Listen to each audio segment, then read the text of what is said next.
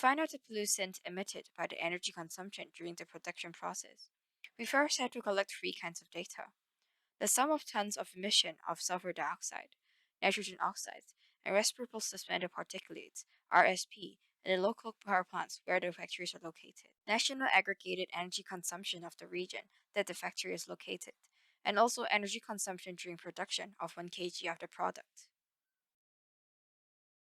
Divide the sum of tons of emission of pollutants by the national aggregated energy consumption to get the emission of pollutants per energy consumption. We'll be using the amount of sulfur dioxide, nitrogen oxides, and RSP as they are the main pollutants emitted by energy generation. We'll then find the pollutants emitted by the production by multiplying the emission of pollutants per energy consumption with energy consumed during the production of 1 kg of the product. Let's take a look at the example of the production of 1 kg of plastic in a factory in Hong Kong. We'll be using the data in 2012.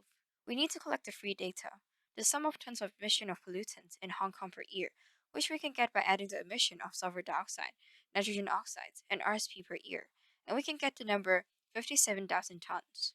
Then we need the aggregated energy consumption, which is 43,000 gigawatts hours. Converting it back to the scale we use in our calculations, we get 1.548 times 10 to the 11th power metric joules.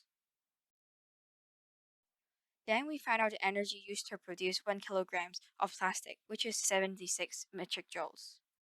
After getting all the data needed, all we need to do is putting the data into equations. By defining the sum of tons of emission of pollutants, 57,000 tons, by the national aggregated energy consumption, 1.548 times 10 to the 11th power metric joules, we get the emission of pollutants per energy consumption, 3.68 times 10 to the negative 7th power tons per metric joules. Then we can find the pollutants emitted by the production of the plastic by multiplying the emission pollutants per energy consumption, 3.68 times 10 to the negative 7 power tons per metric joule, with energy consumed during the production of 1 kg of the plastic, 76 metric joules, which will get 2.80 times 10 to the negative 5 power ton. It might be a bit hard to understand, but using the free data collected, we can deduce the data we need for determining the level we would allocate to the product with this equation. Now returning to the ranges of levels of air pollutants emitted during the production process. We use the emission of producing 1 kg of plastic as the benchmark, because plastic is a commonly used material in products. If the emission of the production per kilogram is lower than 2.80 times 10 to the negative 5 power tons, the product will get a level 1.